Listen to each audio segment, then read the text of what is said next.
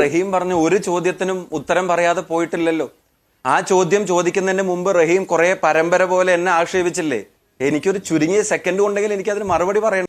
ഇന്ന് നമുക്ക് ഇവിടെ തന്നെ കൂടാ, എല്ലാം അറിഞ്ഞിട്ട് തന്നെ കാര്യം. ആ മറുപടി പറയാനുള്ള ബാധ്യത എനിക്കില്ലേ? ഞാൻ പറഞ്ഞിട്ടുണ്ടല്ലോ, ഒരു കാര്യത്തിന് ഞാൻ മറുപടി പറയാതെ പോവില്ല. കുഞ്ഞനന്തൻ മഹാനായ വ്യക്തിത്വമാണെന്ന് ഇപ്പോഴും ആരാ പറഞ്ഞത്? കാരായി രാജനും കാരായി ചന്ദ്രശേഖരനും ഇത്രയും അധികം ഓൺ ചെയ്തത് ആരാ? കൊടിസുനിക്ക് ജയിലിൽ ഫോൺ ഉപയോഗിക്കാനുള്ള പെർമിഷൻ കൊടുത്തത് ആരാ? കൊടിസുനിക്ക് ഇഷ്ടം പോലെ പരോൾ അനുവദിച്ചത് ആരാ? പരോളിലിറങ്ങിയ മുഹമ്മദ് ഷാഫിക്ക് കല്യാണം കഴിക്കാൻ അവസരം ഒരുക്കി കൊടുക്കുമ്പോൾ ആ കല്യാണത്തിൽ MLA പങ്കെടുത്തിട്ട് അതിനെ വിജയിപ്പിക്കാൻ 2000 ആളുകളുടെ കൂട്ടത്തിൽ അവിടെ ഷംസീറിനെ പോലെ ഒരു MLA പങ്കെടുപ്പിച്ചിട്ട് അവർക്ക് പിന്തുണ കൊടുത്തത് ആരാ? എനിക്കൊന്നും ഓർമ്മ വരുന്നില്ല. ഞാൻ വേറെ കാര്യം ചോദിച്ചോട്ടെ, കിർമാണി മനോജനും പുറത്തിറങ്ങിയിട്ട് കല്യാണം കഴിക്കുമ്പോൾ അതിനുള്ള അവസരം ഒരുക്കി കൊടുക്കാൻ പിന്തുണ കൊടുത്തത് ആരാ? ഓപ്പൺ കാറിൽ വരണയും വെച്ച് കൊലപാതക കേസിലെ പ്രതി, ഓപ്പൺ കാറിലെ കൊലപാതക കേസിലെ പ്രതിയെ, ആ പ്രതിയെ ഞാൻ പറഞ്ഞു, ഈ പറയുന്ന ആര്, ഈ റഹീം ഇങ്ങനെ അക്ഷമ കാണിക്കണം. എന്തോ അലമ്പുണ്ടാക്കാൻ വന്നിരിക്കുക. റഹീം പറയുന്നത് മുഴുവൻ കേട്ടിരിക്കണമെന്ന റഹീമിന്റെ നിർബന്ധവും ബാക്കിയുള്ളവർ പറയുമ്പോൾ അയ്യോ അങ്ങനെ പറഞ്ഞൂടാ, പിന്നെ ഞാൻ എന്തിനു വന്ന? റഹീം കയറി ഇടപെട്ടാൽ പിന്നെ റഹീമിന്റെ താളത്തിനനുസരിച്ച് ബാക്കിയുള്ളവർക്ക് ചർച്ചയിൽ പങ്കെടുക്കാൻ കഴിയുള്ളൂ എന്ന് പറഞ്ഞാൽ അതൊന്നും അനുവദിക്കാൻ കഴിയില്ല. റഹീം കവി തല്ലുവാങ്ങിയിട്ടേ പോകുന്ന തോന്നുന്നത്, അതൊന്നും അനുവദിക്കാൻ കഴിയില്ല. ഞാൻ പറയും, ഞാൻ ആവർത്തിച്ചു പറയുന്നു, എന്നെ കാണുന്ന മുഴുവൻ പ്രേക്ഷകരുടെയും മുമ്പിൽ ഞാൻ പറയുന്നു, റഹീം ചോദിച്ച ഒരു ചോദ്യത്തിനും എനിക്ക് ഉത്തരമില്ലാതില്ല. സംസാരിക്കുമ്പോൾ മുഴുവൻ ഇടപെട്ടുകൊണ്ടേ ഇരുന്നിട്ട് പിന്നെ എനിക്ക് പറയാനുള്ളത് പിന്നെ പറയാന്ന് പറഞ്ഞിട്ട് കാര്യമുണ്ടോ? അത്രക്കുള്ള ബുദ്ധിയൊന്നും അതിനില്ലല്ലോ. വലിയ എന്നാ ഞാൻ ഇത്ര നേരം ഞാൻ പറഞ്ഞിട്ടില്ല. റഹീം തള്ളി പറയുന്നതിനെ പറ്റി റഹീം ചോദിച്ചല്ലോ, ഞാൻ ഇത്ര നേരം മിണ്ടിയിട്ടില്ല. ഇവിടെ വെഞ്ഞാറമൂട് പോലീസ് സ്റ്റേഷനിൽ ഒരു 307 രജിസ്റ്റർ ചെയ്തിട്ടുണ്ട്.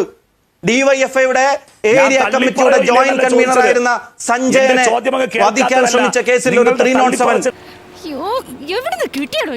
ഒരു 307 ഞാൻ ചോദിക്കട്ടെ, ഞാൻ ആവർത്തിച്ചു പറയുന്നു, സംശയങ്ങൾക്ക് അതീതമായി ഈ പ്രതികൾ കുറ്റക്കാരാണ്, അല്ലെങ്കിൽ ഈ കുറ്റക്കാരിൽ ഏതെങ്കിലും ഒരു കോൺഗ്രസ് പ്രവർത്തകൻ ഉണ്ടെങ്കിൽ റഹീമെ തള്ളി പറഞ്ഞിരിക്കും, തള്ളി പറഞ്ഞിരിക്കും. ഒരു സംശയം വേണ്ട. റഹീമിന് പറയാൻ കഴിയും, അതുപോലെ റഹീമിന് പറയാൻ കഴിയും. എവിടെ പോണു? വെള്ളം കുടിക്കാം. ഇങ്ങനെ എങ്ങനെ ഒരു ചർച്ച കൊണ്ട് നടക്കുന്ന റഹീമിന്റെ ചോദ്യത്തിന് പ്രസക്തമായ മറുപടി ഉണ്ട്. ആൾക്ക് തീരെ വിദ്യാഭ്യാസം വിവരമൊന്നും ഇല്ലേ, വിഡ്ഢിത്തിരെ പറയുള്ളൂ. റഹീം അത് കേൾക്കാൻ തയ്യാറാവണം. മറുപടി ഞാൻ പറയുന്നതിനകത്ത് റഹീമിന് എന്തെങ്കിലും അസ്വസ്ഥതയുണ്ടോ?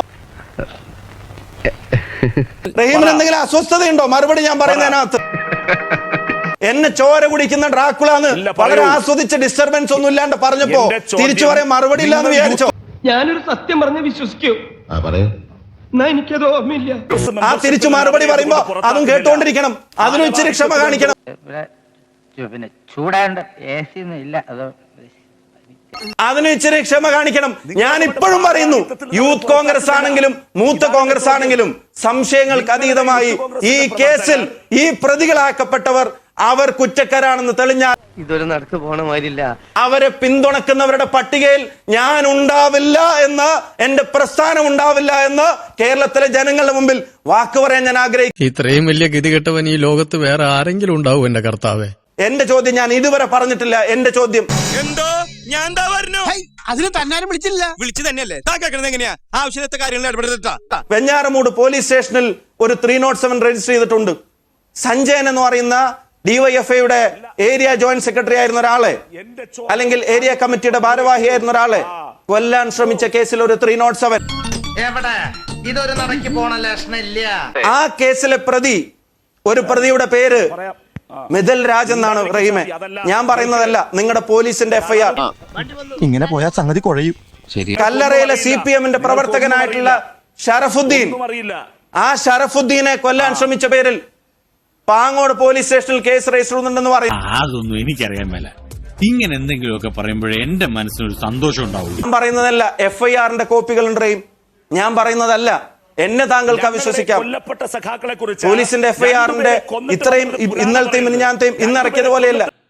ഇത് വടി കൊടുത്ത് അടി വാങ്ങുന്ന പരിപാടിയാണല്ലോ ബാബു. ഒരു 120B ഞാൻ ഇതുവരെ പറഞ്ഞില്ലല്ലോ. ഞാൻ ഇതുവരെയും പറഞ്ഞില്ലല്ലോ. ഇതേതാണ്ട് എലിക്കണിയിൽ സുനവെട്ടതുപോലെ സുനവെട്ട എടുക്കാനും പറ്റില്ല, കെണി ചുമന്നുകൊണ്ട് നടക്കുകയും ചെയ്യണം. ഈ സെക്കൻഡ് വരെയും അങ്ങ് പ്രവർത്തകരെ തള്ളി പറയുന്നതിനെ പറ്റി ചോദിച്ചപ്പോ ഇനി ഇവന്മാരെ അങ്ങനെ വിടാൻ പറ്റില്ല. നിങ്ങൾ രണ്ടു കൂട്ടരും ഈ കൊലപാതകങ്ങളുടെ കണക്ക് വെച്ചാണോ അങ്ങോട്ടും ഇങ്ങോട്ടും ഓരോ കൊലപാതകത്തെ ന്യായീകരിക്കുന്നത്? ഞാൻ സ്ഥാപിക്കാൻ ശ്രമിക്കുന്നത് കൊലപാതക കേസിലെ പ്രതികളെ മഹത്വൽക്കരിച്ച് അവർക്കെല്ലാ ആദരവും കൊടുത്ത് അവരുടെ കല്യാണത്തിൽ പങ്കെടുത്ത് എന്തോ കുത്തി പറയുന്ന പോലെ എനിക്ക് ഫീൽ ചെയ്യുന്നുണ്ട് കേട്ടോ. കുത്തിയില്ലല്ലോ, കുത്താൻ പോണല്ലേ ഉള്ളൂ. അവരെ കല്യാണത്തിലും പങ്കെടുപ്പിച്ച് 45 ദിവസം ആരോഗ്യ കാരണങ്ങൾ പറഞ്ഞ് പരോളിലിറങ്ങിയ ഒരാള് പ്രഭുദേവയുടെ ഗുലേബ സോങ് ഇട്ട് ഡാൻസ് കളിച്ച് അറുമാദിക്കുമ്പോ അവമാനിക്കുവാണെന്ന് അതിനെല്ലാവിധ പിന്തുണയും കൊടുക്കുന്ന നിലപാട് ഞങ്ങൾക്കില്ല എന്നുള്ളത് തന്നെയാണ് ഞാൻ പറയാൻ ശ്രമിക്കുന്നത്. ഞാൻ ഇവന്റെ 2 വാങ്ങിച്ചിട്ടേ പോവുള്ളൂ. ഇനി എന്റെ സഹപ്രവർത്തകരെ സംബന്ധിച്ച് ഇവിടെ പറഞ്ഞ കാര്യങ്ങൾ എന്തോന്നാടോ ഇത്? എവിടെ നിന്ന് കിട്ടിയോടോ ഈ ഉണ്ടാക്കണേ? യൂത്ത് കോൺഗ്രസിന്റെ ഞാൻ അറിയാത്ത കുറെ ഭാരവാഹിത്വമൊക്കെ ഈ പറയുന്ന ആളുകൾക്ക് നിങ്ങൾ കൊടുത്തു. അതൊക്കെ ഗോപാലകൃഷ്ണൻ ഒരു നമ്പർ അല്ലേ? ഇത് എന്റെ ഒരു നമ്പറാ. കളിക്കുന്നത് അതിൽ വേണ്ട തെണ്ടി. 45 ദിവസം ആരോഗ്യ കാരണങ്ങൾ പറഞ്ഞ് പരോളിലിറങ്ങിയ ഒരാള് പ്രഭുദേവയുടെ ഗുലേബ സോങ് ഇട്ട് ഡാൻസ് കളിച്ച് അറുമാദിക്കുമ്പോ അത് ബുദ്ധനാണ് സത്യം. ഞാൻ ആ വ്യാളി തലതല്ലി ചാവും. എല്ലാവിധ പിന്തുണയും കൊടുക്കുന്ന നിലപാട് ഞങ്ങൾക്കില്ല എന്നുള്ളത് തന്നെയാണ് ഞാൻ പറയാൻ ശ്രമിക്കുന്നത്. ഇനി എന്റെ സഹപ്രവർത്തകരെ സംബന്ധിച്ച് അതെ, എനിക്ക് തോന്നുന്നാണോ അതൊക്കെ ശരിക്കും മണ്ടനാണോ? ഇവിടെ പറഞ്ഞ കാര്യങ്ങൾ യൂത്ത് കോൺഗ്രസിന്റെ ഞാൻ അറിയാത്ത കുറെ ഭാരവാഹിത്വമൊക്കെ ഈ പറയുന്ന ആളുകൾക്ക് നിങ്ങൾ കൊടുത്തു. ആ കൊടുത്തിൽ അവര് കുറ്റം തെളിയിക്കപ്പെട്ടാൽ ഒരു സംശയം വേണ്ട, അവരെ ഓൺ ചെയ്യാനും. നിങ്ങളോട് എനിക്കൊരു ദേഷ്യമില്ല. വിവരമില്ലായ്മ ഒരു കുറ്റമല്ലല്ലോ. അതെ, അവർക്ക് വേണ്ടി സുപ്രീം കോടതിയിൽ നിന്ന് വക്കീലിനെ കൊണ്ടുവന്ന് ലക്ഷങ്ങൾ എണ്ണിക്കൊടുത്ത് കേസ് വാദിക്കാനും ഞങ്ങൾ ഉണ്ടാവില്ല. കേരളത്തിലെ ജനങ്ങളുടെ നീ ശരിക്കും മണ്ടനാണോ അതോ മണ്ടനെ പോലെ അഭിനയിക്കാണോ? ശരിക്കും മണ്ടനാണ് സാർ. തിരിച്ചു മറുപടി പറയാൻ കഴിയാത്തത് കുഞ്ഞനന്തനെ പാർട്ടി പുറത്താക്കിയോ? ഈ രാജനെ പാർട്ടി പുറത്താക്കിയോ? ഇങ്ങനെയാണെങ്കിൽ ഞാൻ കളിക്കല്ല, ഞാൻ നേരെ ചിറാപുഞ്ചിയിൽ പോയി മണം വിൽക്കാൻ പോകും. പാർട്ടി പുറത്താക്കിയോ? ഒരു നിമിഷം ശ്രീ സുരേഷ്, എനിക്ക് നിങ്ങൾ 3 പേരോടുമായി ഒരു വളരെ സ്പെസിഫിക് ആയിട്ടുള്ള ചോദ്യമുണ്ട്. ഒരു നിമിഷം. നീ വിഷമിക്കാണ്ടിരി. എനിക്കെന്ത് വിഷമം? എനിക്കൊരു വിഷമമില്ല. എനിക്കൊരു വിഷമവും ഇല്ല. തൽക്കാലം ഇത്രയും മതി. വരട്ടെ.